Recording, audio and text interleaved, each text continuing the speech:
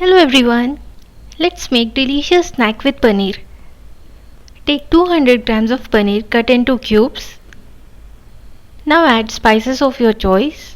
I have added some turmeric, garam masala, chaat masala, Maggi masala, coriander powder, cumin powder, Kashmiri red chilli powder, salt, spicy red chilli powder, ginger garlic paste. You can skip any of the added spices, but make sure to add chaat masala, salt and chili powder. Mix gently and keep aside for 15 to 20 minutes.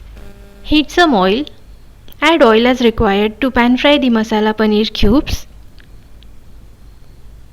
Now fry the paneer on all sides until golden and crisp.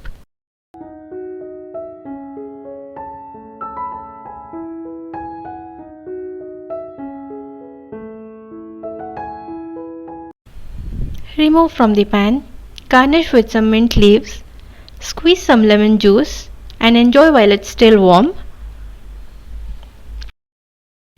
To make this paneer recipe healthier, you may add little less oil while pan frying.